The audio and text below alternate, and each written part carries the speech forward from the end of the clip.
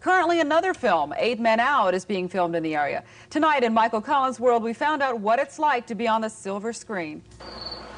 Life as an extra for a movie in Cincinnati starts early, about 7 a.m. Hi, Mike. Oh, listen, I can't talk now. I'm on my way to be an extra in a major Hollywood motion picture. Oh, I'm in that, too. When you make up your mind, I gotta hurry. I have a part as an extra in a major motion picture. Well, by 7:45, it's apparent there's more than just a few of us local extras. By 8 in the morning, the crew has been working for hours at the train exposition in Covington. John Rubino? No. Okay, you're behind. Right over here. And a handful of Cincinnati's 200 extras, being paid $20 apiece, are getting ready. Now, these are just extras, but remember... Richard Dreyfuss was an extra in The Graduate. While Charlie Sheen's in makeup, I'm told about my new haircut. Up around here, you know. Yeah. Will I look good in it? Yeah. In actuality, we're dealing with the Ollie North look here, and I know it looks stupid, but remember... Robert Wagner. Timur Robert Wagner.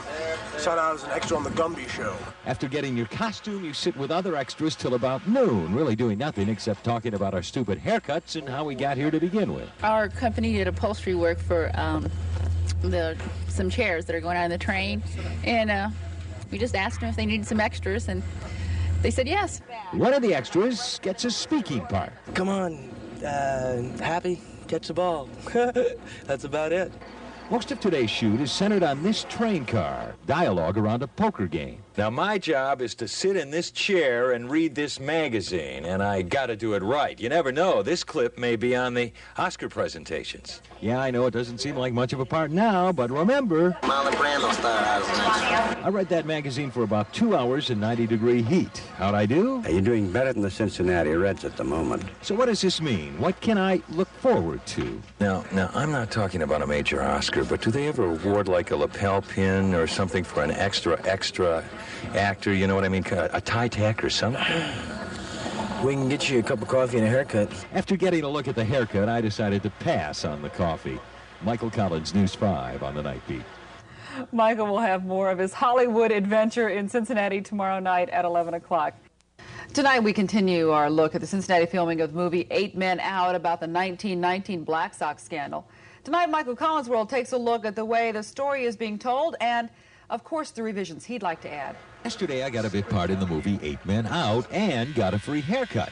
The bit part is over. The haircut lingers on. But as you can see from these pictures of the 1919 Cincinnati Reds, this was the style.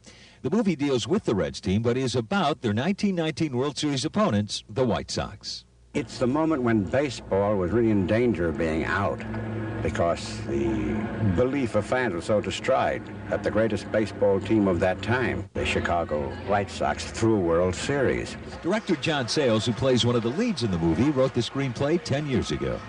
Having been on a lot of athletic teams, there's always a political dynamics and social dynamics of a team. And this is an extreme case of that. This is a case of the best team baseball had ever seen, up to that point probably having the worst morale of any team up to that point. And how did that happen? It happened because of money. The White Sox were grossly underpaid and vulnerable to gambling payoffs.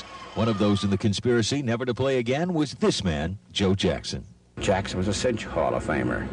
He had the third highest lifetime batting average behind Ty Cobb and Rogers Hornsby. Gives you an idea. But one thing the movie 8 Men Out does not do is pay homage to the one team in the series that played it straight, the Cincinnati Reds. Not only did they win the series, they were ugly. And I'd like to believe that the Reds won because they were just too strong. But even if some of the White Sox did take the money, what's the harm in that? I mean, this year's Reds could have used a few more Joe Jacksons. Michael Collins, News 5 on the Night Beat.